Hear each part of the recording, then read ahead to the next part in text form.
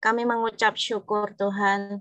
Terima kasih untuk setiap kesempatan dalam kehidupan kami.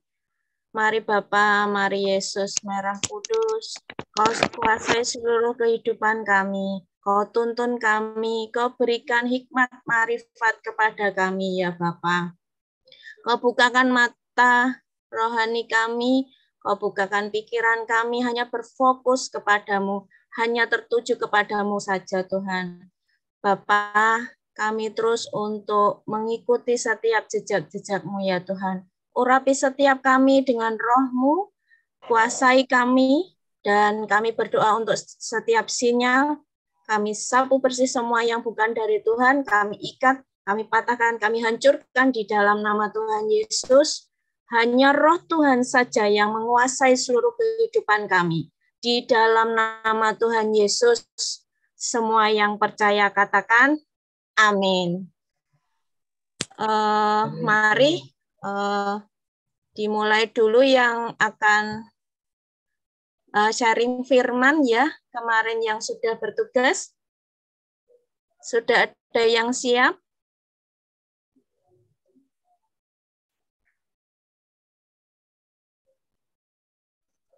Atau Pak Hans, ada ya, Pak Hans. Pak Hans? Pak Hans? Mana Pak Hans ya? Apakah sudah siap? Atau ada yang mau kesaksian dahulu Bapak Ibu?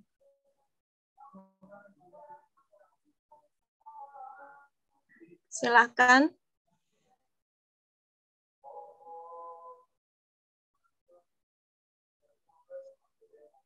Pak Sugi, ada sesuatu yang mau disampaikan dahulu Pak Sugi? Enggak, Mbak Tata, aku jadi pendengar. Gitu ya, sebentar saya lihat dulu kemarin yang mau sharing siapa ya, Bapak Ibu, mohon maaf. Yang sudah kelompok Makassar. Oh, kelompok Makassar. Kelompok Makassar belum kelihatan ya? Sudah belum ya?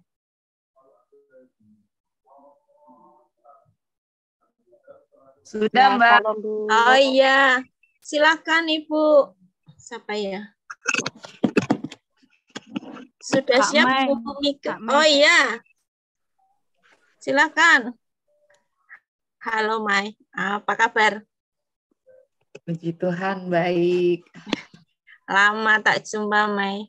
Iya. Sorry, saya tarik nafas dulu. Sampai rumah. Iya. Terima kasih. Shalom buat teman-teman semuanya. Salam kenal, salam ketemu kembali dalam kasih Tuhan. Saya Mei beserta dengan teman-teman dari Makassar. Maaf sebelumnya saya bisa cek teman-teman saya dari Makassar mana ya, berapa orang yang sudah standby? Ada Agnes? Iya, siap. Oh, Agnes sudah ada ya. Tari? Iya, ada. Resti ya. Resti sudah ada belum? Ibu Fenty?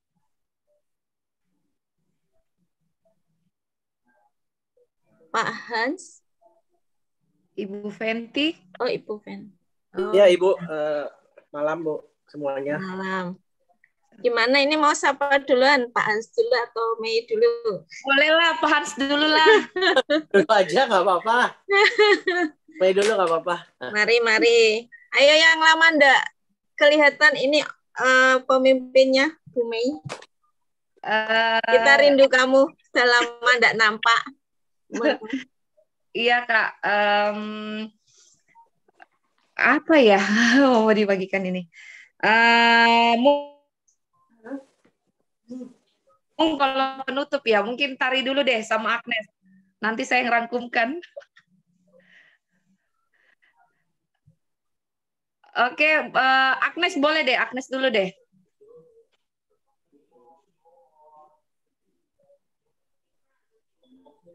Agnes?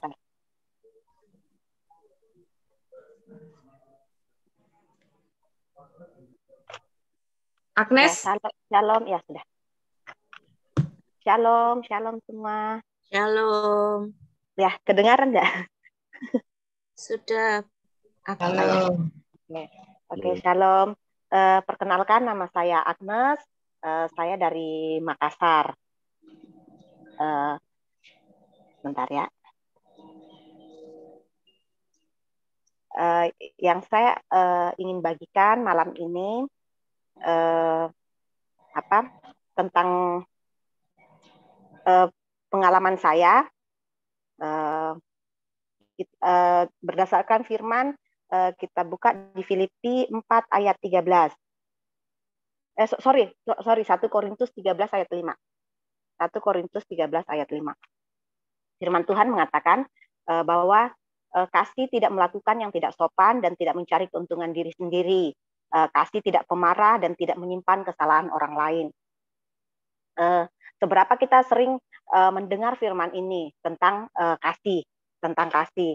Nah, waktu beberapa hari yang lalu, minggu mungkin kayaknya sekitar 2 minggu yang lalu, saya kesal. Saya kesal dengan teman kantor saya, yang membuat kenapa saya kesal dengan dia, karena menurut saya dia sangat merugikan saya dalam hal finansial. Dia sangat merugikan kayak begitu.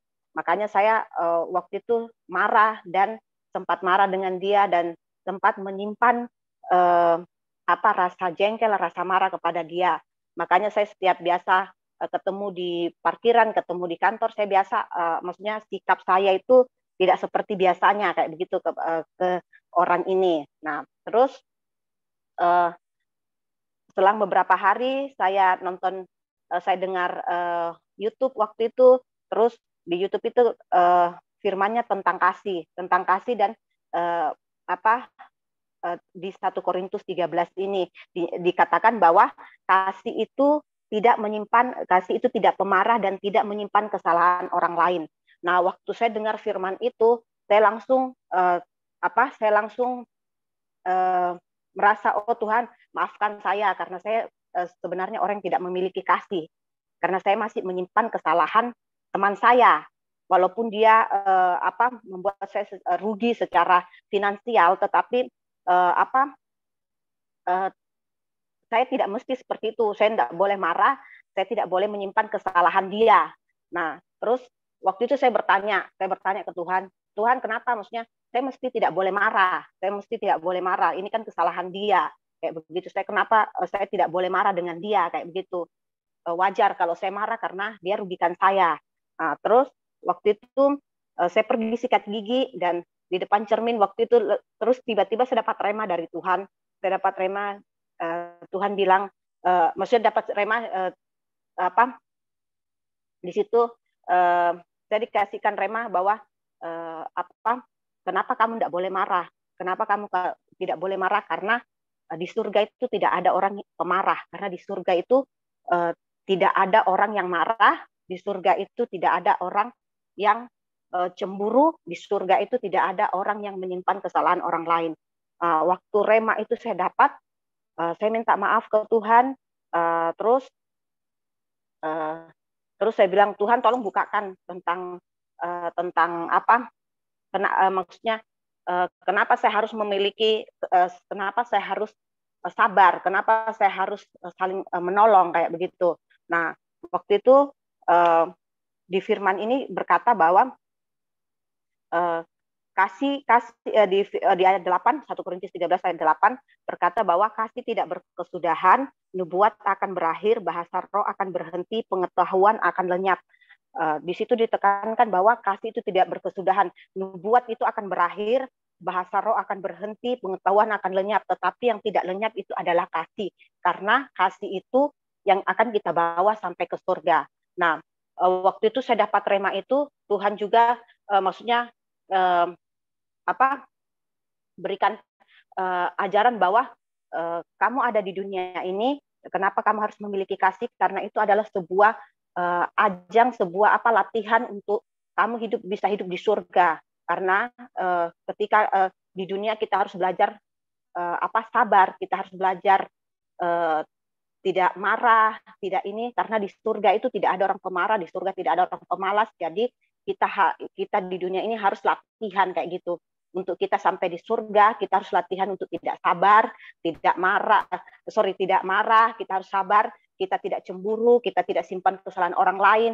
Di situ di 1 Korintus 13 ayat 4 sampai 7 dijabarkan tentang kasih itu, tentang kasih secara universal. Kasih itu sabar, kasih itu murah hati, kasih itu tidak cemburu.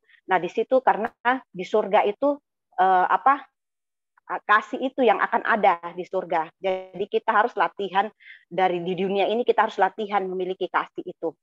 Nah, terus saya juga ingin kesaksian tentang bagaimana saya menghadapi pergumulan di tempat saya bekerja. Itu saya ambil dari firman di Filipi 4 ayat 13. Firman Tuhan berkata, ini menurut terjemahan firman Allah yang hidup, di situ dikatakan, sebab saya dapat melakukan kehendak Allah dengan pertolongan Kristus yang memberi saya kekuatan dan kuasa. Nah, di situ kalau itu terjemahan barunya berkata segala perkara dapat kutanggung di dalam Dia yang memberikan kekuatan. Itu terjemahan baru. Kalau di terjemahan firman Allah yang hidup berkata sebab saya dapat melakukan kehendak Allah dengan pertolongan Kristus yang memberi saya kekuatan dan kuasa. Nah, di kantor saya saya kebetulan bagian keuangan. Saya kebetulan bagian keuangan. Nah, di situ di setiap orang yang biasa menyetor nota-nota kayak gitu, saya ada beberapa yang tahu, oh ini nota palsu, oh ini nota yang tidak benar kayak begitu. Terus saya kadang bergumul, Tuhan bagaimana ini, saya harus apakan kayak begitu, saya harus apakan dengan orang ini. Saya tahu ini nota tidak benar, kayak nota palsu kayak begitu. Saya harus apakan. Terus di situ, tetapi saya juga saya tidak berani langsung lapor ke pusat kayak gitu, karena saya bilang Tuhan, saya tidak berani lapor ke pusat karena kapan saya lapor kesian orangnya kan, kesian mungkin dia nanti akan dipecat, kesian nanti dia akan mungkin diberikan SP atau apa. Nah, waktu itu saya bergumul, saya tanya ke Tuhan, saya harus apa Tuhan, terus saya berdoa, Tuhan tolong buka jalan, Tuhan tolong buka jalan. Nah, firman ini kan berkata Tuhan yang akan memberi kita kekuatan dan kuasa. Nah, kuasa itu kita diberikan untuk kita datang ke Tuhan, untuk kita berdoa, menyerahkan pergumulan kita.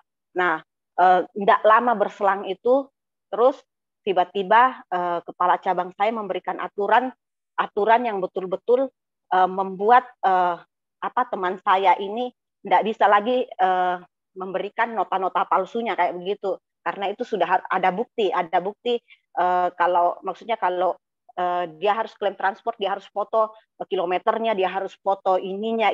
Jadi kalau tidak ada foto kilometernya sebelum dan sesudah mengisi, itu tidak di ACC kayak begitu. Dan puji Tuhan karena aturan itu klaiman transportnya begitu turun drastis, yang biasanya tiap bulan 2 juta lebih kayak begitu, turun drastis jadi hampir 50%-nya. Terus saya juga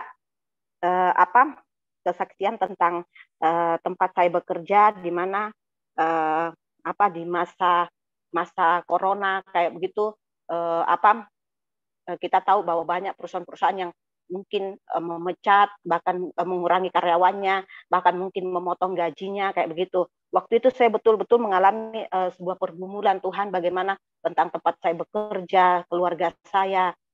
Terus kembali lagi firman ini berkata bahwa sebab saya dapat melakukan kehendak Allah dengan pertolongan Kristus yang memberi saya kekuatan dan kuasa. Ketika saya ingat firman ini, Tuhan berikan saya kembali kekuatan dan kuasa. Saya kembali ke Tuhan, saya bermohon ke Tuhan, dan puji Tuhan selama masa corona tempat saya bekerja tidak satupun namanya mengurangi karyawan atau mengurangi gaji kita, tidak. Justru saya juga heran karena tempat saya bekerja justru menambah karyawan, bukan mengurangi karyawan. Itu di semua pusat dan cabang-cabang kayak gitu. Saya juga heran. Terus dan puji Tuhan di tahun 2021-2022 justru penjualan produknya justru tambah meningkat dibanding dengan tahun-tahun sebelum corona kayak begitu. Di situ puji Tuhan sekali. Makanya dengan firman ini saya sangat dikuatkan bahwa Tuhan itu memberi kita kekuatan dan kuasa. Maka segala perkara apapun yang kita alami, yang kita tanggung di pundak kita, pasti kita akan dapat lakukan semua dengan kehendak Tuhan. Terima kasih.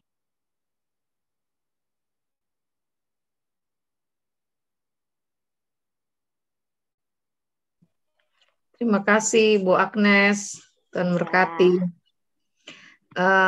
Selanjutnya boleh Tari.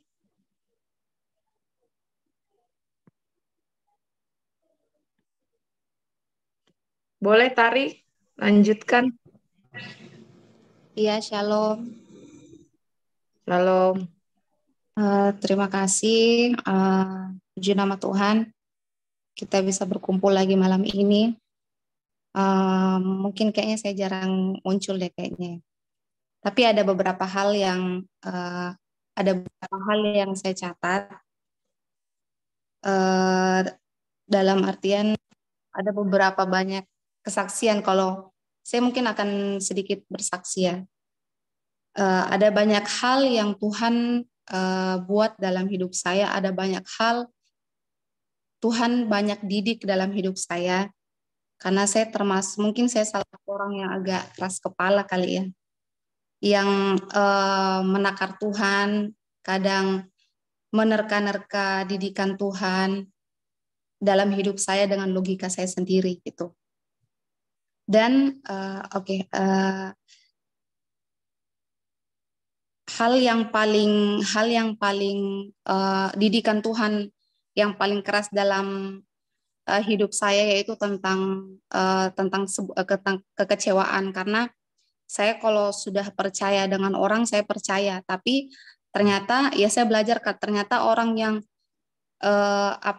terkadang rasa kecewa itu muncul, rasa kecewa kita tinggi itu muncul karena justru di orang-orang terdekat kita, yang kita anggap itu adalah orang-orang terdekat kita gitu.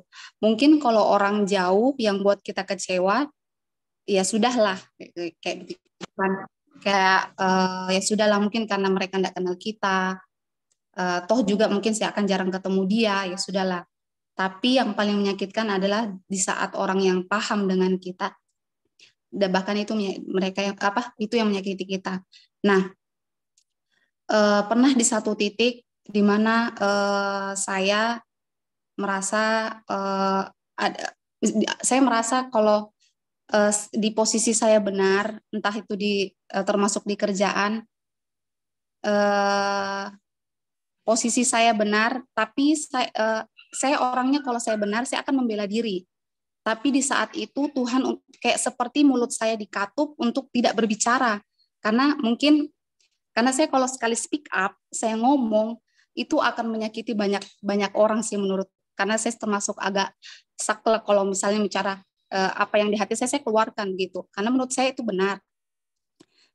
Tapi di saat itu seperti saya dituduh lah, kayak saya melakukan pekerjaan menurut saya itu sudah benar, tapi saya dituduh lah seperti ini seperti itu. Dan yang saya harapkan orang yang dekat saya yang membela saya, malah dia ikut juga menuduh saya, dan itu yang membuat saya sebenarnya sakit.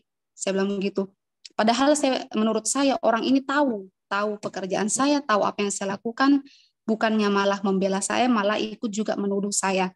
Saya bilang, Tuhan bagaimana? Apakah saya harus ngomong atau bagaimana? Seperti mulut saya itu dikatup, seperti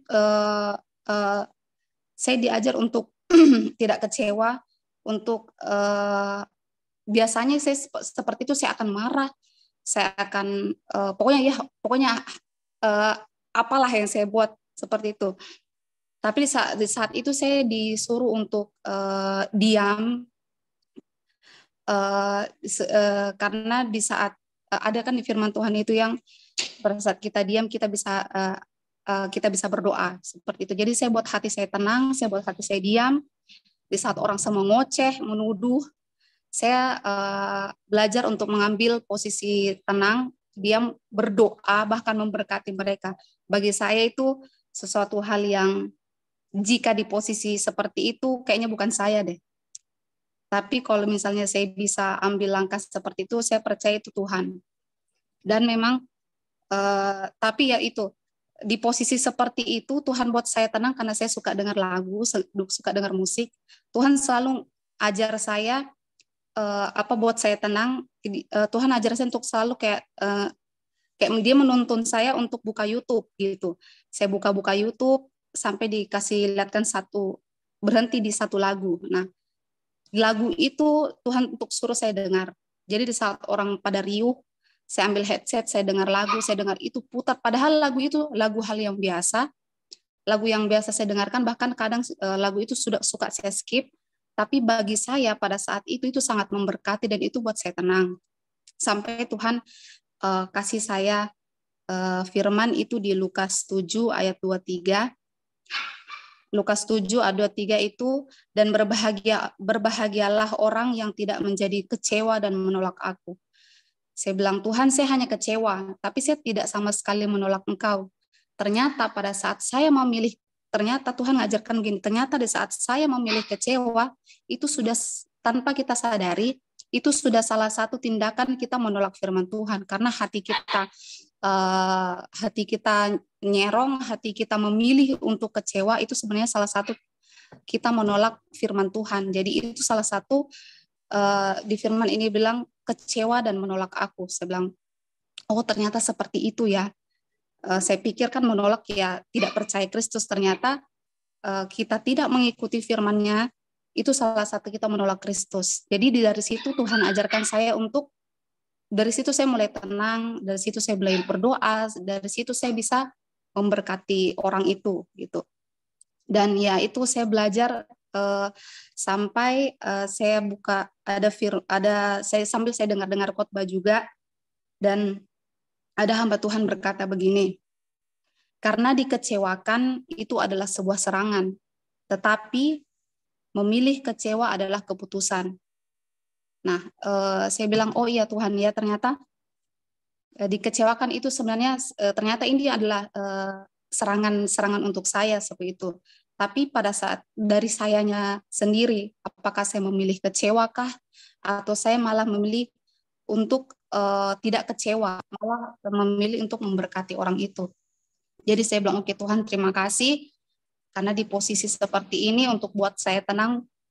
Saya bilang kayaknya bukan saya, karena otomatis pikiran saya akan jalan nih.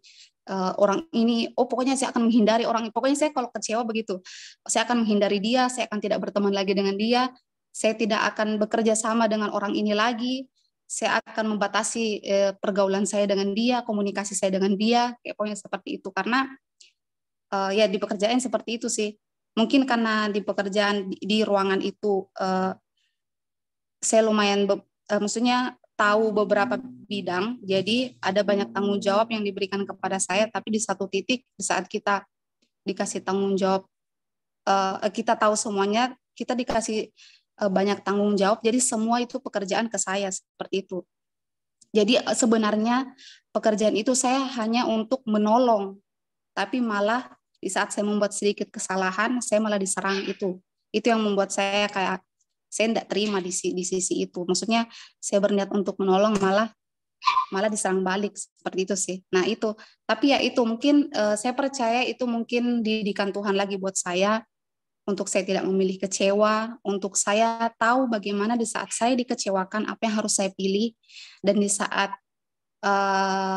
posisi yang kacau balau pikiran saya, hal apa yang harus saya lakukan. Ternyata saya harus, Tuhan ajarkan itu. Tuhan tahu saya suka musik, Tuhan kasih lagu, Tuhan kasih firman, dan itu membuat saya tenang, dan itu membuat saya belajar lagi untuk lebih menata hati saya, lebih tahu memilih yang mana yang baik. Itu sih, itu yang dari saya. Terima kasih. Terima kasih, Tari. Untuk apa namanya, Ibu Fenty sudah siap belum ya? Ada nggak ya di grup, di Zoom, Bunda Ibu Fenty? Kalau belum, mungkin dari saya,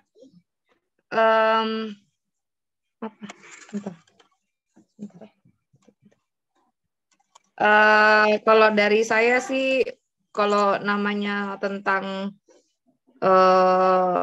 kesaksian itu, saya rasa bukan cuma saya saja ya, tapi setiap kita anak-anak Tuhan pasti punya banyak kesaksian gitu. Karena kita tahu kita berjalan dengan siapa, kita punya Tuhan yang besar, Tuhan yang ajaib. Kalau dari seperti itulah, pasti kita ngalami banyak mujizat. Nah, kalau dari saya pribadi sih, memang kan hari-hari ini kan saya itu bergumul di kesehatan ya. Saya bergumul di kesehatan bukan karena saya orang kesehatan, tidak. Tuhan izinkan saya ngalami proses, ngalami pergumulan tentang kesehatan tubuh saya gitu. Nah, waktu awal saya merasa badan saya ada something, ada sesuatu yang nggak enak, yang saya alami adalah ketakutan gitu. Saya takut, terus pikiran manusia itu saya itu muncul. Padahal kalau dipikir itu saya kan bisa dibilang sudah lama terjun dalam pelayanan. Soal firman saya sedikit mengerti lah, saya bilang, bukan saya cukup mengerti ya, sedikit mengerti lah soal firman begitu. Tapi di satu titik waktu saya ngalami pergumulan, ngalami proses, respon saya itu adalah takut, khawatir, cemas gitu. Bahkan saya berhadapan dengan orang, pikiran-pikiran itu banyak iblis suntikan gini, wah kamu udah terjun pelayanan, kok kamu sakit, kamu begini-begini gitu. Saya malah mengiyakan setiap tuduhan itu gitu. Satu titik Tuhan kasih firman saya itu, saya diingatkan dengan firman Tuhan di Mazmur waktu saya pertama kali bertobat. Tuhan berkata, aku akan memuaskan masa mudamu seperti burung raja wali gitu, dan kamu akan terbang tinggi gitu. Itu firmannya itu di Mazmur. Nah, saya diingatkan firman itu. Nah, tapi ketika firman itu datang, seringkali saya itu karena bandelnya gitu, saya lebih takut ke sakitnya dibandingkan dengan Tuhannya gitu. Padahal saya ini udah terjun dalam pelayanan, udah sedang ngerti firman gitu. Tapi saya bersyukur Tuhan pertemukan di titik itu, Tuhan pertemukan saya dengan Ibu Ana gitu, Ibu Ana, Ibu Rohani yang istilahnya handphonenya itu nggak pernah tidak diangkat gitu. Sekalipun nggak diangkat pasti ada WA, maaf ya aku lagi ini gini. Ya bersyukur Tuhan ketemukan ibu yang kasihnya sebagai seorang ibu yang mendampingi, mendoakan gitu. Bahkan ketika kami pasukan-pasukan di Makassar itu bandel gitu, ibu tuh pasti ngerasakan lebih awal lah, ini Makassar ini something happen. Jadi seperti itulah. Nah, bersyukur kita punya keluarga kerajaan sorga yang terus mendidik kita untuk dekat dengan Tuhan, bagaimana menghidupi firman, bagaimana berjalan dengan firman, seperti itu. Nah, jadi ketika saya mendapatkan keluarga Kristus, saya mendapatkan istilahnya orang tua rohani yang mendampingi, itu sangat berpower, sangat memberikan kekuatan buat saya gitu. Ketika saya titik lemah, saya telepon ibu, tiba-tiba kuatkan. Nah, mungkin itu juga yang saya bisa bagikan ke teman-teman. Ketika teman-teman mengalami di titik terendah, mungkin bingung, mungkin cemas, takut atau apa, ya percaya kita nggak jalan sendiri, kita punya Tuhan dan kita punya keluarga-keluarga Kristus yang kita tuh saling nopang. Nah, setelah itu saya ngalami kekuatan baru. Ini pemikiran saya yang salah. Ibu didik saya, ngajar saya. Akhirnya saya kembali untuk betul-betul menghidupi firman, hidup dalam supranatural. Saya membenari lagi hidup saya. Dan saya ngalami mujizat itu. Saya dapat firman itu di Roma 14 ayat 17. Roma 14 ayat 17. Saya dapat ayat ini dari Ibu Ana. Ibu Ana kasih saya ayat ini, Roma 14 ayat 17 berkata, sebab kerajaan Allah bukan soal makan dan minuman, tetapi soal kebenaran, soal damai sejahtera dan sukacita dan oleh Roh Kudus. Nah, ayat ini yang saya pegang terus. Sebab kerajaan Allah bukan soal makanan dan minuman, tetapi soal kebenaran, soal damai sejahtera, sukacita oleh Roh Kudus. Nah, saya belajar menghidupi ayat ini bahwa kehidupan kita ini bukan soal makanan dan minuman, tetapi soal kebenaran. Bagaimana kebenaran itu? Siapa kebenaran itu? Kebenaran itu adalah Yesus Kristus sendiri. Kebenaran itu adalah firman Tuhan. Firman Tuhan yang mengubahkan pemikiran saya secara jasmani dan pemikiran saya secara rohani. Firman kebenaran itu adalah Tuhan sendiri. Pada mulanya adalah firman dan firman itu adalah Tuhan sendiri. Nah, itu yang kebenaran itu yang memerdekakan, yang memulihkan pemikiran saya. Kemudian di ayat selanjutnya berkata damai sejahtera. Nah, ketika firman itu sudah membebaskan kita, membenarkan hidup kita, maka kita akan mengalami namanya damai sejahtera. Ada damai sejahtera dari Tuhan, ada damai sejahtera dari Tuhan. Jadi tiba-tiba itu bisa dengan seketika itu rasa takut saya, rasa cemas saya itu hilang gitu, lepas. Dan yang muncul adalah sebuah pertobatan. Saya bertobat, Tuhan ampuni saya, Tuhan saya dengan pola saya sendiri. Seringkali manusia saya lebih besar, lebih duluan gitu. Saya seringkali ngomong gini, seperti saya itu mau tolong Tuhan gitu. Bukan Tuhan tolong saya, tapi saya mau tolong Tuhan karena saya nggak mau nunggu waktu Tuhan gitu. Saya mau nunggu waktu saya yang cepat. Jadi saya cari dengan pola saya sebagai manusia. Begitu. Dari di situ yang saya bilang, oh Tuhan, saya dari ayat ini saya meresponi bahwa oh saya harus bertobat, dan saya benar-benar bertobat. Saya bilang, Tuhan ampuni saya akan sungguh-sungguh gitu. Jadi kebetulan Tuhan tempatkan saya di Makassar itu terjun dalam pelayanan anak-anak muda beserta dengan teman-teman saya tadi yang 2 orang sudah kesaksian dan ada beberapa lagi yang tidak bisa gabung. Istilahnya di situ waktu di titik saya sakit, saya tuh untuk jalan dan segala macamnya itu susah gitu. Oh sorry, ada yang bertanya sakit apa gitu. Saya sakit penyempitan saraf tulang belakang.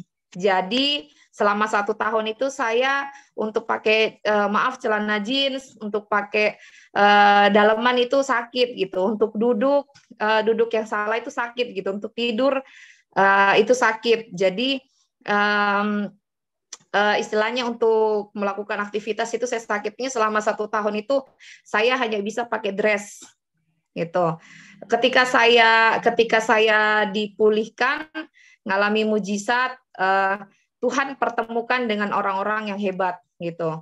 Jadi saya berespon di titik saya bertobat, benar-benar firman Tuhan berkata di ayat ini berkata damai sejahtera gitu, damai sejahtera Tuhan berikan setelah hidup saya, pemikiran saya, jasmani saya, rohani saya dibebaskan, dibenarkan oleh Tuhan lewat kebenaran firman Tuhan. Saya mendapatkan kekuatan baru, saya mengalami sukacita baru. Satu titik kami harus ke pedalaman desa, harus pelayanan. Di situ titik iman saya diuji gitu. Saya harus pergi, tapi kondisi saya gitu, jalan yang tidak bagus, salah duduk di mobil aja, untuk duduk itu posisi hanya duduk berapa jam saja saya sudah nyeri gitu. Apalagi saya harus ke pedalaman, harus ke desa yang perjalanannya sekian jam. Di situ saya bilang, Tuhan, saya nggak mampu gitu. Kalau saya ingat lagi kadang saya nangis gitu. Tapi Tuhan, saya tahu ini proses iman saya, ini perjalanan iman saya, dan saya percaya Tuhan itu Tuhan yang dahsyat. Sebelum perjalanan ini ke sana, tiba-tiba saya ketemu dengan dokter. Dokter bilang, pokoknya saya udah keliling dokter bilang inilah sakit ini, tapi pas hasilnya baik-baik saja gitu. Satu titik saya ketemu dengan dokter ini hanya ngobrol-ngobrol, bilang, Mei, kayaknya kamu penyempitan saraf tulang belakang. Coba deh kamu konsul ke sini. Saya konsul ke sini, ternyata memang betul, dan dokter bilang ini harus operasi. Saya bilang tidak, saya nggak mau operasi. Saya punya Tuhan yang besar gitu. Saya bilang, dokter, saya nggak mau operasi, saya mau terapi saja gitu. Akhirnya saya terapi berapa minggu. Sebelum turun ke daerah gitu, saya ngomong gini sama dokter, dok, ini perjalanan daerah saya bisa nggak ya dengan kondisi saya seperti ini? Dokter bilang, oh nggak bisa, ini nggak boleh, kamu harus pakai korset untuk melakukan aktivitas, kamu nggak boleh duduk lama, nggak boleh tidur lama, pokoknya bla bla bla seperti itu. Di situ saya bilang, oh ya, oke, saya pulang. Kamu nggak boleh kemana-mana ya? Iya dok, siap. Tapi pulang itu saya bilang, enggak Tuhan, ini ada proyek Tuhan, ini ada tugas Tuhan. Saya sepakat ada lawatan terjadi, dan kalau orang lain Tuhan tolong, saya pun Tuhan tolong gitu. Saya pergi pelayanan ke daerah, saya tetap ini, dan saya ngalami mujizat gitu. Justru perjalanan daerah yang berjam-jam itu saya nggak sakit gitu, dan seperti nggak rasa apa-apa gitu. Setelah itu saya bilang, oh ternyata ketika kita berjalan dengan Tuhan, dengan ngandalin Tuhan, maka yang tidak mungkin bagi dunia itu mungkin bagi Tuhan gitu. Satu titik akhirnya, oh ternyata seperti ini, saya terus terjun pelayanan. Satu titik saya lihat mujizat itu saya nggak rasa gitu, bahkan sampai detik ini saya disembuhkan kapan ya gitu, nggak lupa gitu, karena saya terus ngandalin bahwa saya imani bahwa saya sudah sembuh. Satu titik masa COVID gitu, kita nggak boleh kemana-mana. Saya dengan Ibu Fenty, karena kami basic kesehatan, kami memberanikan diri untuk masuk ke rumah-rumah pasien yang tidak ada dokternya. Jadi di situ justru kami bersyukur, kami ketemu dengan teman yang agama Buddha, Hindu, Islam. Kami bilang gini, kami datang bukan untuk kasih obat gitu. Kami ini hanya perantara, obat ini hanya perantara. Tapi kalau ibu mau kami obati, syaratnya kami harus doakan dulu gitu. Jadi ya namanya orang sakit, ya enggak, ya udahlah, yang penting kamu datanglah gitu. Pokoknya kalau orang sakit udah didoakan, udah pasrah lah dia gitu. Jadi yang kami alami mujizat seperti itu. Jadi orang teman saudara-saudara seiman kita di luar sana, waktu kami doakan, oh iya, amin ya Pak, yang kami doakan amin gitu. Nah, puji Tuhan, ya banyak lah yang sembuh. Tapi ada satu yang itu udah sekarat ya. Nah, ini yang saya mau saksikan kebaikan Tuhan gitu. Posisi saya tuh, belakang saya tuh lagi sakit. Bapak ini tuh udah sekarat gitu, dan harus segera dibawa ke rumah sakit. Gitu. Kita bingung mau ke sana gimana, ada mobil, saya bisa bawa mobil.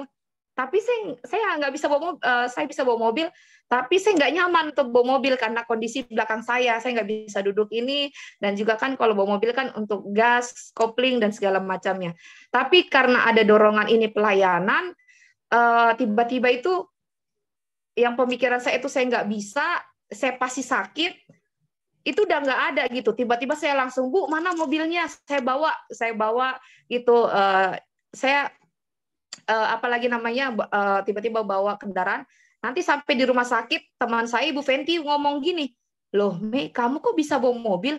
Bukannya kamu sakit belakang? Oh iya ya, loh saya nggak rasa sakit loh. Oh saya nggak rasa sakit, udah set ya Tuhan. Di situ yang saya justru malah Ibu Fenty gitu, Ibu Fenty yang ingatkan saya gitu, loh Mei, kamu bisa bawa mobil, itu kamu nggak sakit? Itu kamu, justru dia malah banyak bertanya gitu. Saya bilang, oh iya ya, kok nggak sakit ya? Oh dahsyat, kamu pakai korset nggak? Nggak pakai korset. kamu rasa apa? Enggak, sehat gitu. Jadi itu yang saya diingatkan gitu, bahwa di Roma 14 ayat 17 berkata ada damai sejahtera, ada dan sukacita dari Roh Kudus gitu. Yang saya berpikir awalnya udahlah di rumah aja istirahat ini itu gitu, tapi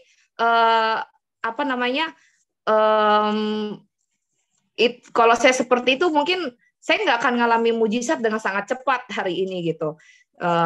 Jadi saya ngalami sukacita dari Tuhan, dan hari-hari ini saya malah tambah bersukacita lagi, karena dengan itu saya ketemu banyak orang sakit, saya ketemu dengan beberapa dokter, saya masuk dalam kelas sehat, saya belajar tentang ramuan-ramuan kesehatan. Jadi ketika saya pelayanan ke desa-desa, bukan hanya KKR yang kami buat, paginya itu kami pengobatan gratis, dan juga saya karena beberapa bulan ini ketemu dengan teman-teman kelas sehat, dengan dokter-dokter yang berpengalaman dalam kesehatan, saya berbagi itu gitu, tentang bagaimana pola makan yang sehat, hidup sehat, dan segala-galanya. Istilahnya makan itu nggak perlu mewah gitu. Ternyata dari bahan-bahan yang sekitar itu bisa jadi makanan yang sehat, bahkan bisa menyembuhkan banyak penyakit gitu. Jadi itu sih yang saya alami, bahwa benar-benar firman Tuhan ini di Roma 14 ayat 17 yang berkata bahwa kerajaan Tuhan itu, kalau kita mau ngalami kerajaan Tuhan itu, yaitu bukan karena kita kaya, karena kita bisa makan mewah dan segala macam, kita itu diberkati Tuhan. Tidak, tetapi di sini dikatakan kerajaan sorga itu bukan soal makanan dan minum, tetapi bagaimana kebenaran Tuhan yang memerdekakan kita dari pola pikiran kita sebagai manusia, memerdekakan kita dari pola pikir rohani kita, dan juga kebenaran firman itu yang memberikan kita hidup dalam damai sejahtera. Nah, kita bisa cek kembali nih, kalau hidup kita hari-hari ini nggak ngalami damai sejahtera, nggak ngalami sukacita dari Roh Kudus, berarti ada sesuatu yang kita perlu bereskan dalam hidup kita hari-hari ini, gitu. Nah, seperti itu, dan juga kemarin sempat juga ngobrol sama Mami, sama Ibu Ana, gitu, bilang gimana ya istilahnya, kok orang lain ngalami mujizat, saya kan bisa dibilang masih kontrak ya, masih honor, istilahnya bisa dibilang lah tenaga sukarela lah dalam salah satu puskesmas, itu gajinya nggak seberapa gitu. Nah, kemarin sempat gini, aduh Tuhan, saya kok ngikut Tuhan kok saya ngalaminya gini-gini aja ya gitu, untuk beli ini kok kayaknya susah gitu, tapi ya cukup sih sampai akhir bulan, tapi pengen kayak orang lain yang membeli sesuatu juga gitu. Tapi di situ Tuhan latih saya gitu, lewat Ibu mengingatkan, kamu harus hidup dalam kebenaran, kamu harus ngalami yang supranatural. Tuhan tuh lagi sementara didik kamu percaya saja, kamu doakan, dan segala-galanya lah, seperti maklum lah Ibu Ana, pasti yang sudah sering ngobrol sama Ibu Ana pasti tahu deh Ibu kayak bagaimana gitu. Jadi saya dikasih tips-tips lah seperti itu, dan akhirnya saya jalani, dan puji Tuhannya hari ini saya ngalami mujizat gitu. Tuhan memberikan saya sebuah bisnis yang baru gitu, sebuah bisnis yang baru, saya bisa bekerja, dan juga saya mendapatkan tempat pekerjaan yang baru. Jadi saya sekarang di 2 tempat kerja. Jadi saya di pagi di Puskesmas Antara, sore dan malam itu saya di Puskesmas Batua. Jadi yang saya mau saksikan itu adalah ketika kita berjalan dengan Tuhan, Tuhan itu punya perkara yang ajaib gitu. Jadi saya dapat sebuah tempat pekerjaan yang baru.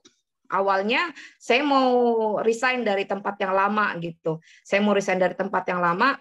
Saya bilang saya minta maaf karena saya berpikir saya nggak mampu gitu. Dan juga saya mau bebas dalam hal pelayanan gitu. Tapi Tuhan itu membuat perkara yang ajaib. Jadi saya coba untuk permisi resign, malah nggak dikasih gitu. Bos saya nggak sampai nangis, bilang kamu kok tega tinggalin saya gitu. Saya nggak berpikir seperti itu gitu. Ternyata teman-teman di tempat kerja saya itu tidak mengikhlaskan untuk saya keluar. Jadi saya bilang, aduh saya minta maaf, saya nggak mampu gitu. Dengan ajaibnya, saya malah dikasih jadwal yang beda dari teman-teman saya yang lain. Dia bilang, pokoknya intinya Mei kamu nggak boleh keluar kerja. Kalau kamu mau libur yang banyak boleh, kamu mau pelayanan, kamu tinggal info saja kapan kamu butuh pelayanan, liburnya nanti saya aturkan. Saya bilang, tapi saya nggak bisa pagi Bu, saya nggak bisa sore dengan malam. Oke, saya iakan gitu. Dan ajaibnya lagi, bilang pokoknya kamu jangan keluar dan gajimu saya kasih naik gitu. Itu dahsyatnya Tuhan gitu. Saya sampai dibuat, itulah yang Tuhan bilang ya, apa yang kita nggak pernah pikirkan, kita bayangkan itu yang Tuhan buat. Nah, yang jadi tempat kerja saya yang baru pun seperti itu. Waktu saya dipanggil, saya bilang, oke, saya coba untuk belajar di sini, saya coba kerja di tempat ini, tapi satu permintaan saya, Bu, Ibu boleh lihat kinerja saya, tapi soal gaji, soal gaji Ibu boleh lihat kinerja saya seperti apa. Tapi yang saya minta, saya nggak mau dihalangi untuk pelayanan, Bu, gitu. Saya biasa pelayanan itu bisa 6-7 hari, 5 hari gitu paling cepat. Yang ajaibnya tuh, oke, boleh, silakan gitu. Oh gitu ya Bu, kamu terus kapan saya mulai kerja Bu? Hari ini. Hah? Hari ini Bu? Oh ya, puji Tuhan, dahsyat gitu. Nah, ya itu yang saya bilang, saya nggak pernah pikirkan gitu. Bahkan gaji saya yang di tempat baru bisa dikata 2 kali lipat dari tempat kerja saya yang sebelumnya. Itu. Jadi itu yang saya mau bagikan, bahwa Tuhan itu sangat dahsyat. Nah, yang menjadi pergumulan saya itu, kami itu mau turun pelayanan karena saya kan juga ikut di Bahtera gitu. Di mana Ibu Iin itu punya tugas dalam satu provinsi itu harus 10.000 gitu. 10.000 lawatan terjadi. Saya dengan teman-teman, wait, give me 5 minutes. Terus saya bilang sama teman-teman saya di Makassar gitu, yuk kita kumpul gini. Kita jangan melihat dari jumlah angkanya yang besar, tapi kita belajar sepakat apa yang kita bisa buat, dan intinya adalah kita minta Tuhan jalan di Sulawesi gitu, Tuhan jalan di Makassar. Dengan melihat angka 10.000 itu adalah angka jumlah yang besar. Ya, akhirnya malam itu tiba-tiba Tuhan ingatkan, coba kamu ngomong dengan ini deh. Dia panggil beberapa hamba Tuhan dan segala macam untuk kita kerjasama untuk membagi tugas. Dan dahsyatnya, yang tadinya saya berpikir, nggak mungkin, bisa nggak sih, bisa, dan itulah yang Tuhan buat. Kita dikumpulkan dan kita bagi tugas daerah ini, dan kami itu dapat 2 tempat yang buat kami lumayan cukup jauh, tapi memang puji Tuhannya itu memang tempat yang biasa kami pelayanan. Nah, di situ kami pelayanan itu dari tanggal 11, tanggal 12 April sampai tanggal 20 gitu. Kami ambil jadwal seperti itu. Saya itu karena mungkin karena dipikir, maaf ya gitu, maaf teman-teman Makassar ya, karena mungkin saya ketua gitu, saya pemimpinnya, jadi saya dengan berkedok pemimpin ya gitu, saya bilang, oke, Tari kamu bagian ini. Saya berpikir itu, wah saya ini masih di tempat baru, saya minta izin dari tanggal 11 ke 20 itu nggak mungkin. Saya berpikir itu nggak mungkin, belum lagi perjalanannya dan segala macam. Terus setelah kami ngobrol-ngobrol, Tari protes gitu. Ya nggak bisa gitulah Kak, kamu kan pemimpin, masa kamu nggak datang? Saya bilang, enggak, kamu itu harus latihan dulu gitu. Padahal sejujurnya kalau mau pengakuan dosa, saya itu karena takut minta izinnya gitu. Palingan bisa minta izin, seperti yang saya ngomong, palingnya 5 hari, 6 hari. Tapi ini sudah cukup waktu yang panjang gitu. Dari tanggal 11 sampai tanggal 20. Saya pikir itu nggak mungkin gitu.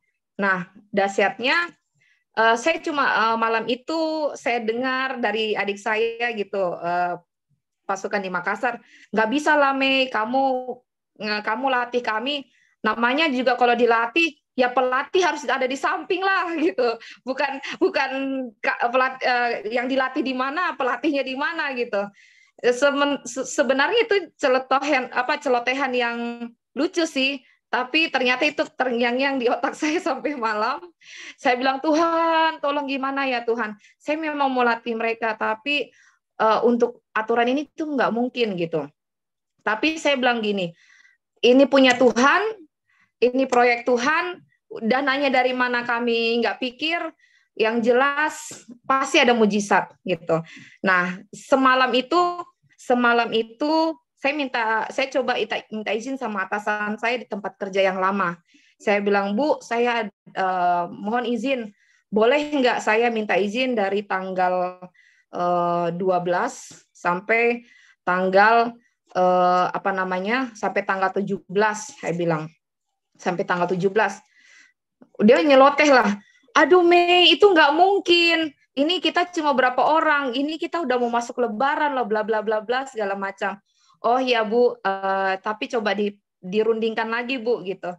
Waktu saya WA itu dalam hati saya, dalam nama Yesus, kalau memang Tuhan mau, Tuhan pasti buka jalan. Intinya gini, saya hanya mau aja dulu deh gitu. Saya mau ada di lawatan itu, saya mau ada di ibadah itu.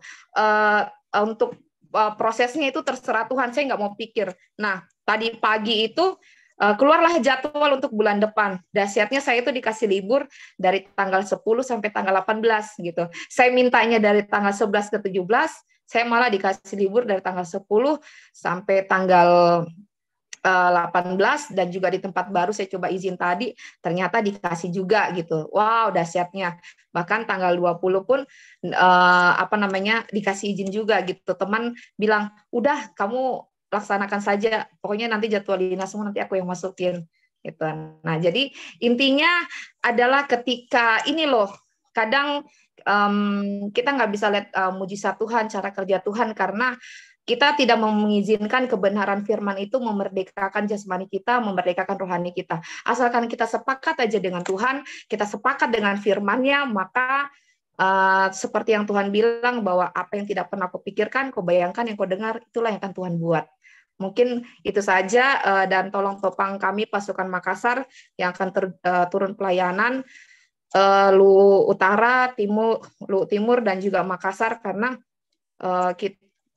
kita mau bikin semacam kayak seminar untuk pelajar dan mahasiswa, itu sekitar 1.000 pelajar di Makassar. Sebenarnya kalau secara manusia kami gentar juga, dari apalagi yang Ibu Agnes itu bagian bendahara lawatan, itu wah ini segini, tapi kita ngomong gini, sepakat aja dulu deh, tuh nanti mujizat Tuhan gitu. Nah, kemarin itu saya coba hubungi yang gedung-gedung besar. Oh, sekian puluh juta. Saya gini, aduh Tuhan gitu. Tapi udahlah, sepakat aja dulu. Akhirnya ketemu teman yang dosen di salah satu tempat gitu. Oh, aku punya kenalan nih yang punya gedung ini ya gitu. Coba deh bayangin deh, yang dari harga berapa Nes? 17 juta ya. Dari 17 juta itu kita bisa dapat cuma 1 juta gitu, dengan kapasitas yang sama, yang besar gitu. Dahsyatnya Tuhan. Jadi intinya udahlah, jangan pikir dana itu punya Tuhan gitu. Intinya hati yang murni, hati yang mau sepakat dengan Tuhan, mujizat terjadi. Oke, thank you. Mungkin itu saja kesaksian kami dari Makassar. Tuhan berkati. Wow, ajaib. Keren. Ya, terima kasih. Masih kurang ini Pak Hans. Ayo Pak Hans, ada yang mau disampaikan. Shalom semuanya. Shalom. Aduh, dahsyat ya kesaksiannya ya.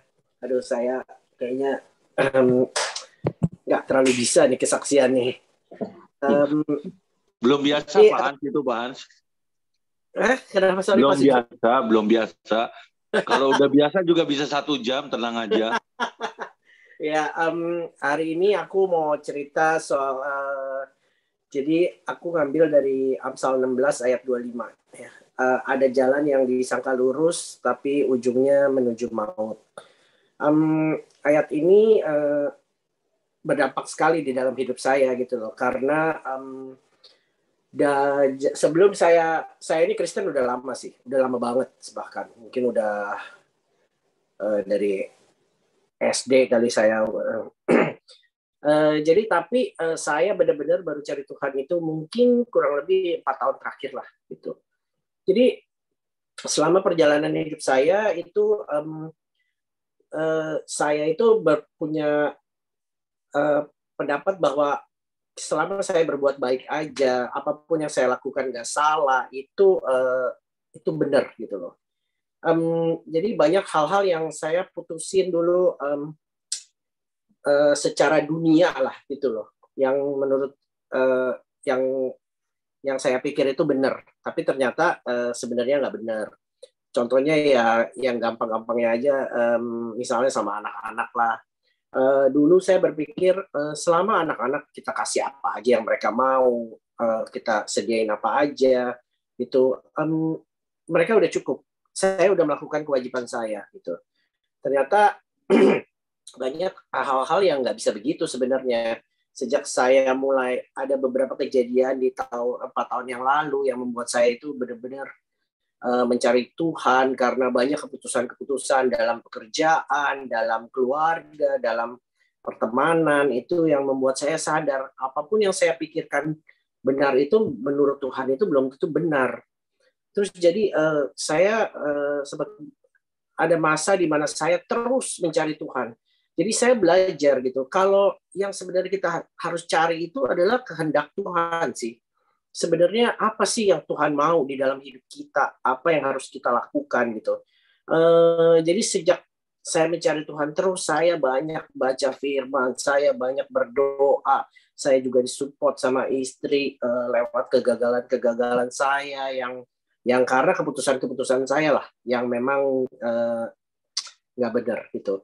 Jadi saya banyak belajar cari kehendak Tuhan, apapun yang saya dari situ saya hidup saya mulai membaik gitu. Jadi saya mulai tahu, oh ternyata kalau meskipun yang kita anggap benar belum tentu di mata Tuhan itu benar. Apapun yang kita buat itu harus sesuai dengan kehendak Tuhan. Kadang-kadang kita orang suka berpikir juga, kadang-kadang kita kecolongannya begini, hanya perkara-perkara besar aja yang kita cari kehendak Tuhan apa gitu. Tapi sebenarnya enggak sih, menurut saya hal kecil, hal besar itu pasti ada kehendak Tuhan. Di saat kita lagi ngobrol sama orang, kita disinggung sama orang, kalau kita cari kehendak Tuhan, apa nih Tuhan yang harus aku lakukan? Haruskah aku marah? Haruskah aku nggak marah gitu? Jadi kalau kita selalu menemukan kehendak Tuhan yang ada di dalam hidup kita, jalan yang kita jalanin itu akan lebih penuh dengan sukacita dan damai sejahtera gitu. Karena kan Tuhan selalu dimanapun kita berada, apapun yang kita lakukan, kita mau ada Tuhan selalu berserta kita. Campur tangan Tuhan di segala hal di dalam hidup kita itu sangat penting sih buat aku ya gitu. Aku tambahin sedikit dari Efesus 5 ayat 17 gitu. Sebab itu janganlah kamu bodoh, tapi usahakanlah supaya kamu mengerti kehendak Tuhan. Jadi kalau aku sih dengan baca firman, dengar lagu, dengar khotbah itu saya mau terus cari apa sih yang Tuhan mau di dalam hidup kita itu, apa yang jadi panduan hidup kita menghadapi apapun yang harus saya hadapi di dalam hidup ini.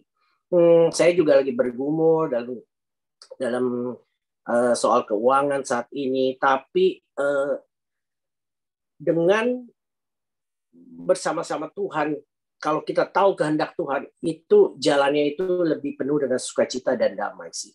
Kalau sebelumnya orang-orang aku harus stres dan lain-lain, tapi di saat kita tahu, oh Tuhan maunya begini, Tuhan maunya jalan kita begini. Oh itu kita akan lewati dengan problem yang sama, tapi dengan hati yang berbeda. Gitu. Aku rasa aku cukuplah segitu aja hari ini. Thank you semuanya buat kesempatannya untuk kesaksian. Thank you.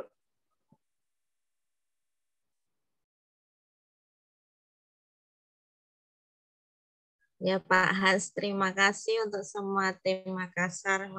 Keren-keren semua ya. Apapun yang terjadi dalam kehidupan kita, sesuai yang sudah sebagai password kita ya, seperti yang sudah disampaikan pembimbing rohani kita, bahwasanya 3 kabel itu harus tetap terkoneksi. Ya, kebenaran, sukacita, dan damai sejahtera itu harus tetap terhubung. Jadi jangan pernah ada error. Jika ada error segera perbaiki. Lalu yang pernah disampaikan beliaunya juga saat pelayanan di KKS Jakarta, bahwasanya setiap kita setiap kita dapat mengalami pertumbuhan atau progres rohani itu jika kita mengikuti jejak-jejaknya Tuhan, atau kita mengikuti setiap jalan-jalannya atau setiap skenario-nya, seperti dalam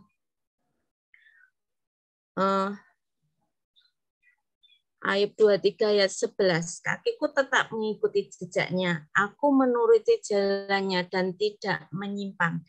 Hal ini tuh sebenarnya mutlak. Karena begini, ya ibarat tuh Tuhan ada di depan kita dan kita ngikuti jejaknya. Tapi terkadang sesekali kita kan memiliki keinginan atau hal-hal yang di luar mungkin secara daging lah.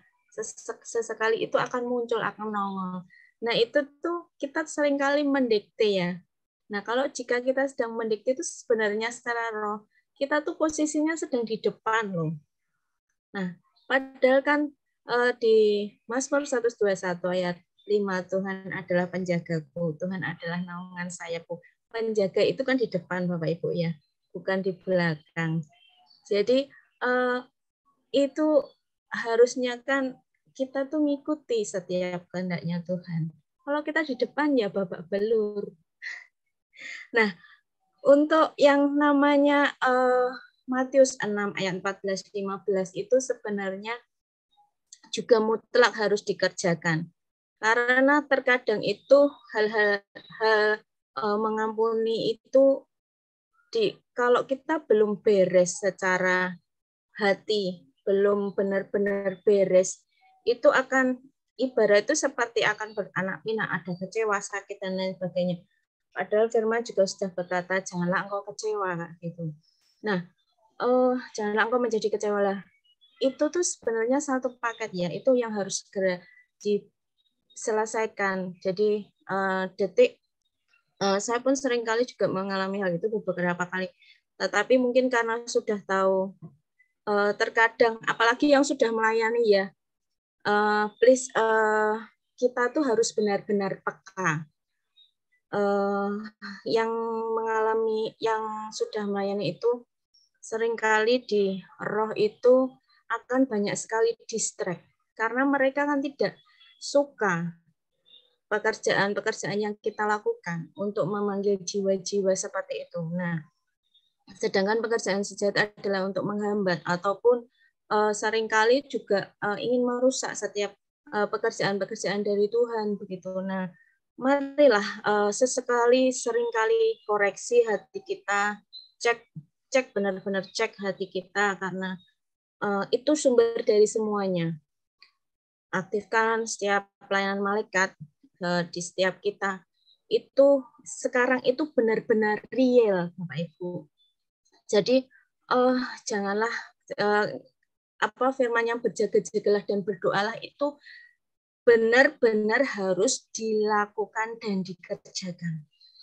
Jangan sampai lengah, karena hari-hari ini benar-benar sesuatu yang benar-benar sangat jahat menurut saya. Dan kalau seperti anak sekolah ini sedang musim ujian, sedang musim ujian kehidupan, ya. Jadi untuk setiap kita untuk next level itu, mari terus libatkan diri kita dengan Roh Kudus untuk menguasai seluruh kehidupan kita. Percayalah, jika kita memang sudah terkoneksi, kabel kita kabel itu terkoneksi, surga akan membackup. Karena seringkali yang kita disampaikan oleh beliau, di surga itu bukan nanti, tapi now, sekarang. Gitu. Jadi sering-seringlah kita itu ceker hati, karena sumber dari segala sesuatunya di hati. Jadi memang Tuhan pakai orang-orang di sekeliling kita itu untuk menguji hati, begitu ya. Kalau memang ada kecewa, memang ada sakit hati, segera bereskan, sesegera mungkin bereskan, karena itu sangat berbahaya ya, seperti kayak bisul. Jadi sedikit saja kau biarkan itu tumbuh sampai meledak, itu sangat berbahaya. Yang seringkali kita kerjakan itu berawal dari situ. Tetapi ubahlah juga cara pandang bahwasanya begini, memang Tuhan tempatkan orang-orang seperti itu supaya kita tahan uji, supaya itu kita bisa jadi kepanjangan tangannya. Bahwasan kita ngalami dulu sebelum kita bercerita ke orang. Kita sudah menang dulu, kita sudah selesaikan dulu sebelum kita menolong orang seperti itu. Nah, seringkali itu gini, ada beberapa pasukan yang melayani itu adalah satu hal ini yang saya dapati adalah spirit familiar ya.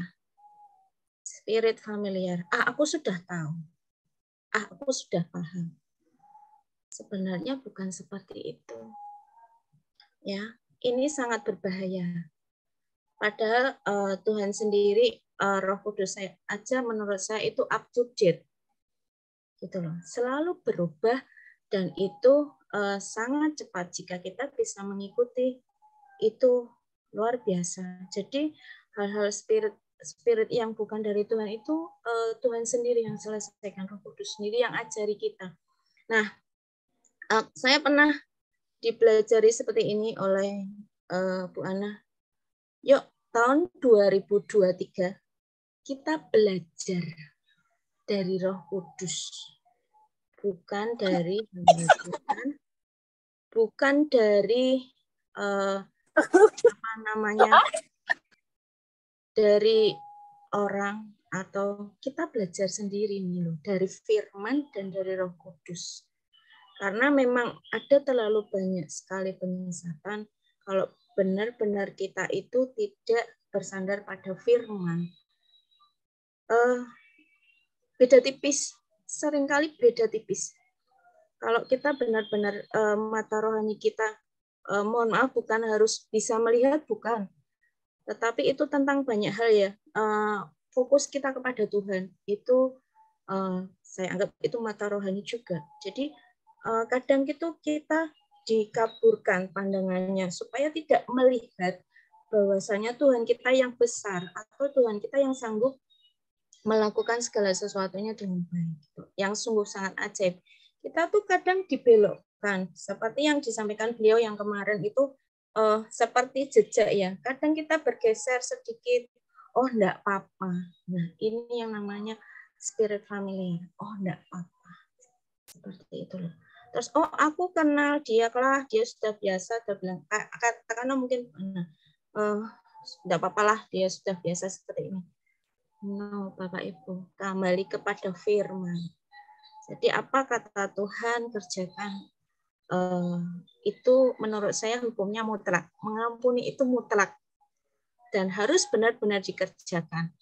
Jadi yang namanya kabel koneksi tentang kebenaran firman itu terus terhubung. Sukacita yang memang bersukacitalah senantiasa, sekali lagi kukatakan bersukacitalah, itu pun juga harus dikerjakan gitu loh. Nah, itu menurut saya itu akan terjadi buat kita, dan begitu banyak kan yang terjadi di KKS kesaksian yang sudah disampaikan itu karena kita sudah mulai menyadari bahwa kita sudah terhubung dengan surga. Ada begini ya, Bapak Ibu. Kemarin saya sempat menolong seseorang. kadang kita sudah bertahun-tahun ataupun sudah katakanlah Kristen atau Katolik, kita ngalami sudah berdoa enggak apa-apa. Tetapi memang Tuhan izinkan suatu masa memang kita benar-benar harus punya iman. Karena jika kita tidak punya iman kan kita tidak berkenan. Ibrani 11 ayat 2. Nah, itu tolong saya, dia sudah mohon maaf ya, walaupun dia sudah pelayanan ke sana ke sini, katakanlah dia usia setan dan lain sebagainya, tapi itu di rumahnya sendiri dia tidak kerjakan gitu loh. Ibarat mungkin kayak di tempat usahanya itu loh, dia masih bilang ke saya, masih tanya ini gimana kok begini. Saya bilang, yuk pakai imanmu untuk berdoa, sapu bersih semua. Nah, itu kan sebenarnya sudah beliau ajarkan juga dari awal detik kita bangun pagi, SMA, sapu bersih semua yang bukan dari Tuhan, aktifkan malaikat, ambil berkat. Sebenarnya kalau kita setia kerjakan, itu sangat luar biasa Bapak Ibu. Dan itu pun sebenarnya juga terjadi di dalam hati kita. Aku sapu bersih semua spirit-spirit yang bukan dari Tuhan, yang mendistract setiap hatiku. Tuhan jadikan hatiku suci, kudus, tahir. Karena itu juga syarat mutlak untuk tempat Roh Kudus berdiam dalam diri kita, dibutuhkan Bapak Ibu. Nah, kembali yang tadi, ini memang sebenarnya juga sudah lama juga di KKS, cuman mungkin agak saya kurang paham, enggak nyimak atau gimana, tapi dia memang minta tolong ini gimana. Terus saya bilang, sebenarnya kan sudah disampaikan, ayolah coba bangkitkan imanmu, kobarkan apimu kembali, kerjakan SMA. Dia baru tahu, benar-benar terjadi. Tidak pakai lama, hanya sekitar jeda 5 menit, itu terjadi hal yang ajaib. Banyak pembeli datang, terus bahkan dia tidak menyangka dia dapat pesanan selama 1 minggu. Nah, sebenarnya itu kita tahu, tetapi terkadang kita tidak mengerjakan, betul kan? Nah, itulah kadang-kadang yang kita itu kurang kurang memahami lah. Katakan, yuk mari kita bangkitkan kembali api kita, ketujuh api Roh Allah ada dalam diri kita, dengan kita beresi hati kita, benar-benar kita beresi hati kita, supaya kita terus terkoneksi dengan surga. Begitu Bapak Ibu, mohon maaf ini karena ada gangguan teknis dengan beliaunya Bu Ana. Beliau kan posisi sedang di Jakarta, dan karena kan beliau di lantai 29, sinyal itu sedang ada gangguan dan handphonenya mati. Jadi mohon maaf, malam ini belum bisa mendampingi, dan mohon maaf kita. Mari, ada yang sakit barangkali? Ada. Atau ada yang mau kesaksian lagi yang mengalami hal ajaib? Petra Dewi sakit, minta didoakan. Petra Dewi. Siapa ya, Pak? Monggo, Mbak Petra, ada di Zoom ini. Oh, ada. Dokter Heni. Mana ya, Pak? Bu Petra bisa minta tolong dibuka kameranya. Halo Bu Liliana. Oh ya, Bu Petra. Oh, Bu Petra sakit apa? Saya kena getah bening dan ada gangguan di lutut kaki. Kalau masnya habis, jadi sakit untuk jalan. Ya, Bu. Saya sampaikan kembali ya. Pusat dari segala sesuatunya adalah dari hati. Detik hati kita beres, detik hati kita itu dipenuhi dengan damai sejahtera, sukacita dari Roh Kudus, itu maka tubuh kita itu sebenarnya adalah bait Allah yang kudus. Jadi tempat Roh Kudus berkata, otomatis sakit penyakit sudah tidak ada, ditanggung oleh Tuhan Yesus sendiri di kayu salib. Ada lagi yang sakit, mari kita doakan Bu Petra ya Bapak Ibu semua. Ada Bu Eli, Bu. Oh, ada Bu Eli. Bu Eli sakit apa, Bu Eli? Ini kata dokter sih bagian panggul tulangnya ada peradangan. Yang memang menjalar sampai ke kaki sih, sampai ke paha, nggak enak.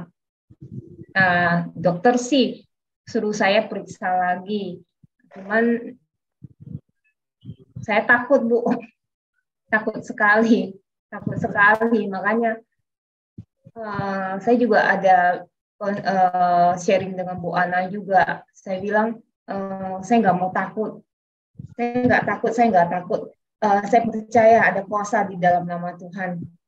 Ya, betul. Ya,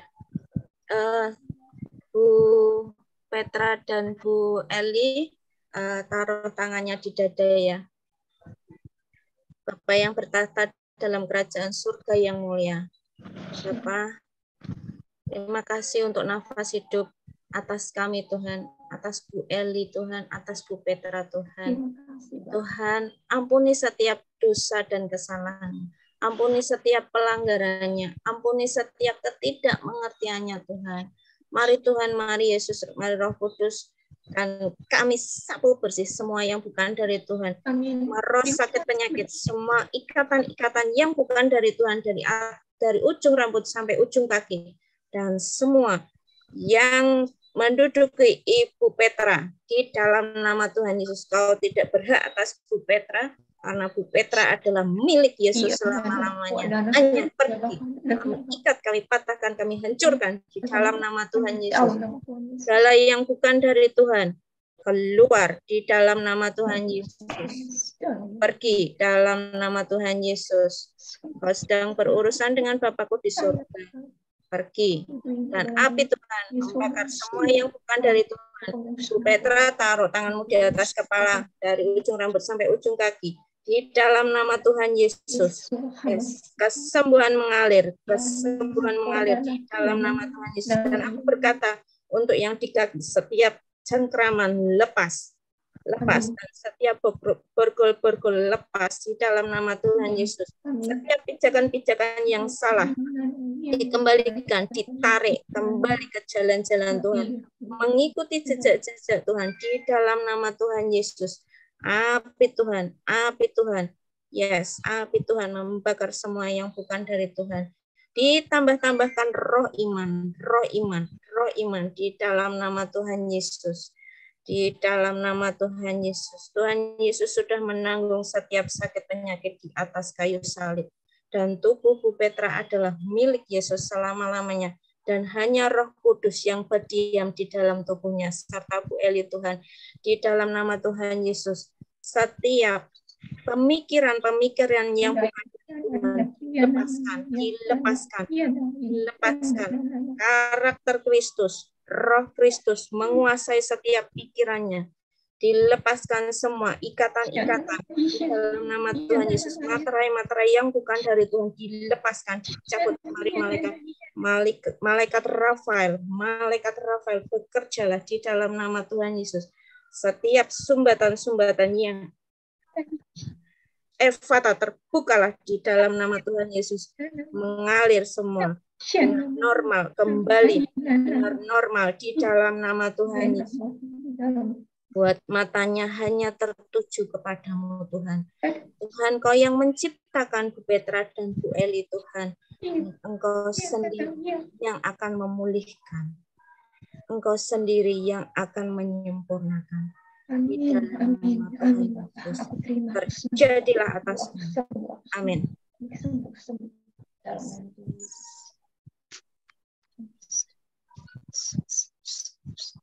Gimana Bu Petra? Bu Eli? Ya. Terima kasih Bu Tata. Terima kasih. Jaga hati ya. Dan pelajari yang tadi sudah disampaikan oleh Bu Mei mengenai Roma 14 ayat 17. 3 kabel ya. Kebenaran, sukacita, dan damai sejahtera. Ya, mengampuni itu mutlak ya Bu.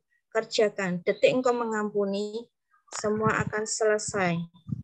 Semua akan terhubung. 3 kabel akan terhubung. Itu mutlak. di Matius 6 ayat 14 sampai 15 itu mutlak dikerjakan. Awal dari semuanya itu adalah awal dari pemulihan itu adalah mengenai pengampunan, mengampuni. Begitu, Bapak Ibu, ada yang mau nambahkan? Pak Suki barangkali mau menambahkan. Mari Pak Pendeta.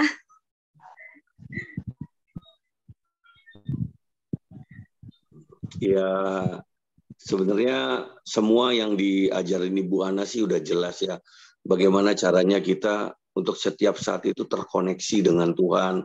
Karena ketika kita terkoneksi dengan Tuhan, pasti hal-hal yang supernatural itu semuanya akan kita bisa rasakan, akan terjadi dalam kehidupan kita. Meski jujur ya, untuk kita selalu terkoneksi dengan Tuhan itu benar-benar banyak sekali halangannya, atau bukan satu hal yang mudah, karena satu sisi musuh daripada Tuhan, iblis, dia akan terus-terusan benar-benar berusaha untuk menjatuhkan kita. Kayak Alkitab juga bilang kan, dia akan berkeliling mengaum-ngaum kan itu. Dan nah ini siapapun yang lengah dari kita itu udah nggak ampun, pasti dia akan gigit. Pengertian menggigitnya ini sepertinya bukan langsung kita digigit terus kita sakit atau bagaimana. Sepertinya dia tuh berusaha tarik kita keluar sedikit demi sedikit dari yang namanya lingkaran anugerah Tuhan, sampai saat dimana kita udah benar-benar jauh, nah itu baru iblis itu akan menggigit kita dan mematikan. Karena apa? Karena rasanya kita sendiri untuk balik ke dalam lingkaran kasih anugerah Tuhan itu rasanya udah jauh. Nah itu, jadi seperti yang Ibu Tata juga bilang, jadi ketika kita beresin, kita koreksi hati kita, beresin hati kita setiap saat. Jadi biar nggak terlalu jauh itu, nggak terlalu jauh, cepat balik ke jalannya Tuhan aja. Itu jadi dengan adanya komunitas KKS ini, saya benar-benar bersyukur ya, bukan hanya setiap saat, apalagi Ibu Ana, ibu kita nih benar-benar, saya cuma bilang berbeda dengan ya saya bukan membandingkan dengan satu atau dua hamba Tuhan, tapi saya harus akui Ibu Ana itu memang handphonenya selalu aktif. Dan rasanya Ibu Ana itu pasti akan selalu jawab setiap kali kita telepon, setiap kali kita WA, meski mungkin beliau ada satu dan lain hal gangguan, pasti beliau akan bales itu loh, akan japri. Jadi bersyukur dan beruntung kita yang semua ada di KKS ini, karena saya rasa selain diajar, kita juga benar-benar dilayani. Itu begitu sih, Mbak Tata. Dari saya. Memang Bapak Ibu, karena itu sebuah panggilan ya. Beliau seringkali berkata kepada saya, hargailah setiap panggilan. Karena Tuhan itu tidak memanggil secara kebetulan. Karena banyak yang dipanggil, sedikit yang dipilih. Jadi mari Bapak Ibu yang sudah melayani, memang kita harus benar-benar fokus ya. Terus karena kita sedang mengerjakan bisnis Bapak, walaupun 1-2 kali kita akan mengalami tadi yang saya bilang ya Pak, kita benar-benar berhati-hati tentang spirit familiar loh ya. Karena ini sangat luar biasa kerjanya. Saya bisa berkata seperti ini karena saya ngalami begitu loh. Beliau kan seringkali ngomong jangan jargoni, iso ujar ra iso nglakoni gitu loh. Jangan gajah diblangkoni ya gitu. Iso khotbah tapi ra iso nglakoni ya gitu. Jadi bisa khotbah tapi tidak bisa menjalankan. Sebenarnya sedang mengajarkan gini loh. Tuhan sudah ajari dikit, seperti yang tadi saya sampaikan, kita sudah ajari, Tuhan sudah ajari kita duluan, supaya kita bisa nolong orang, supaya kita juga ini loh jalannya, gitu. Kita bisa menuntun begitu. Jadi yuk yang sudah melayani, yang sudah di depan, terus berapi-api, seperti beliau terus berapi-api, walaupun seperti ini saya tahu beliau masih nyembah ini sebenarnya, sedang membawa doa buat kita semua, walaupun secara koneksi memang tidak bisa terhubung, tetapi beliau sedang benar-benar duduk di kaki Tuhan. Beliau sedang di ruang tahta ini. Ya, Bapak Ibu, begitu saja. Next untuk jadwalnya kita tunggu ya. Mungkin Mas Andi juga belum pernah ya.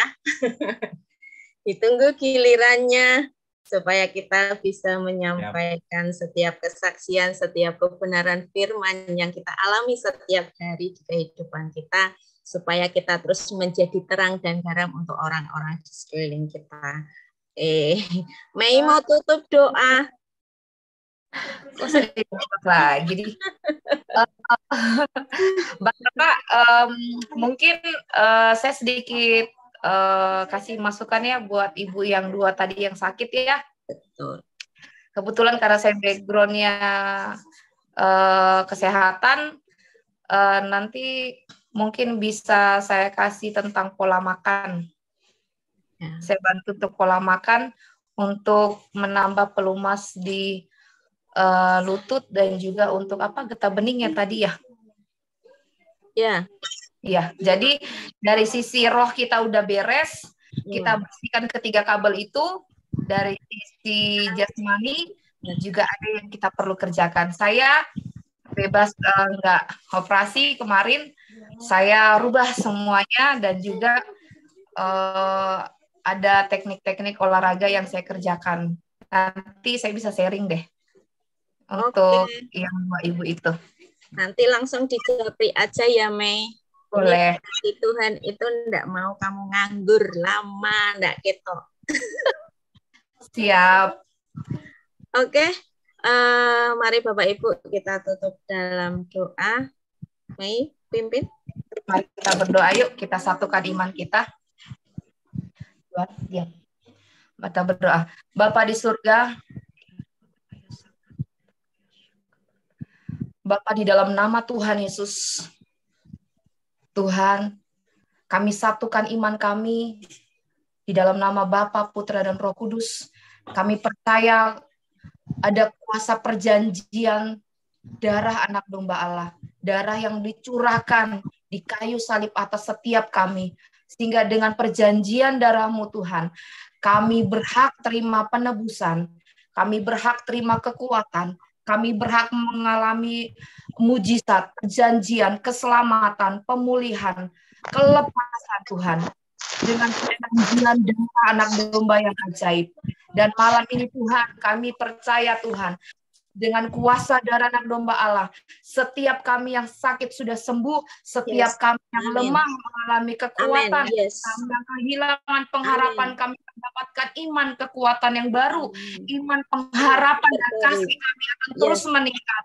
Dan Tuhan, setiap ketiga kabel kami ini akan terus kami, Tuhan, dengan kuasa Tuhan, akan terus terkoneksi dengan Engkau Tuhan. Kami percaya Tuhan, kami menjadi anak-anak yang tampil beda di masa akhir ini. Kami percaya ada promosi Tuhan yang dahsyat. Ketika kami belajar sepakat dengan firman-Mu, kami sepakat dengan hati-Mu, kami sepakat dengan firman-Mu Tuhan. Terima kasih buat malam ini. Kami percaya Tuhan, kasih yang daripada Tuhan menyatukan kami satu dengan yang lain. Kami adalah keluarga kerajaan sorga yang akan saling mengasihi, saling menopang, saling menguatkan, saling Tuhan bergandengan tangan. Karena kami percaya kami punya sebuah destiny yang ajaib atas hidup kami satu dengan yang lain. Kami menjadi keluarga yang saling mengasihi Tuhan, dan kami ada untuk satu dengan yang lain. Terima kasih Tuhan buat keluarga kerajaan sorga yang boleh mempersatukan kami. Kami berdoa Tuhan untuk ibu kekasih kami, Ibu Ana. Tuhan, kami berdoa Tuhan di dalam nama Tuhan Yesus. Tuhan, pakai hamba-Mu dengan ajaib, dengan luar biasa, untuk menyingkapkan kebenaran firman-Mu, untuk menolong orang-orang di luar sana Tuhan. Engkau pakai dengan ajaib dan Tuhan bukakan rahasia firman-Mu yang semakin lebih atas Tuhan Ibu kekasih kami Tuhan. Sehingga Tuhan kuasa-Mu terus bekerja sehingga lebih banyak lagi orang-orang diselamatkan lewat pelayanannya. Beri kekuatan, beri kesehatan, dan juga perlindungan yang daripada Tuhan untuk hidupnya, untuk suami, untuk Tuhan anak-anaknya, Tuhan rumah tangga pelayanannya, bahkan Tuhan kami anak-anaknya di keluarga kerajaan sorga. Kami percaya Tuhan kuasa-Mu akan bekerja lebih dahsyat. Bahkan Mbak Tata yang Tuhan sudah pakai bagi kami pada malam hari ini lewat Zoom, berkati hamba-Mu dengan ajaib, dengan dahsyat Tuhan. Apapun mencari pergumulan, kami percaya Tuhanlah yang akan memberikan jalan keluar, Tuhanlah yang akan mendatangkan mujizat yang ajaib untuk Mbak Tata beserta keluarga. Begitupun kami semuanya Tuhan. Terima kasih buat Zoom malam ini, terima kasih buat signal yang bagus, buat hati yang bagus, dan juga roh yang Kau perbaharui dalam hidup kami. Kami menerima sesuatu yang baik, yang sesuatu yang baru, dan apa yang menjadi jatah kami pada malam ini Tuhan, kami terima utuh Tuhan. Kami terima utuh. Bahkan kami percaya itu akan dilipat. Amin. Di dalam nama Tuhan Yesus. Tidur jagai kami malam ini, dan biar besok pagi kami bangun dengan kekuatan yang baru, dengan roh yang baru, tentunya dengan kapasitas yang semakin Tuhan lipat kali gandakan, dan kami menjadi anak-anak-Mu yang setia Tuhan, dan kami terus terkoneksi dengan surga. Terima kasih Tuhan, kami bersyukur. Tutup doa kami, tutup Zoom kami di dalam nama Bapa, Putra, dan Roh Kudus. Amin. Amin. Dan Kau tuliskan nama kami dalam buku kitab kehidupan Tuhan, dan Kau layakkan kami semua keluarga KKS masuk dalam kerajaan-Mu di dalam nama Tuhan Yesus, karena Engkau yang menuntun setiap jalan-jalan kami, karena Engkau yang berjalan di depan kami Tuhan.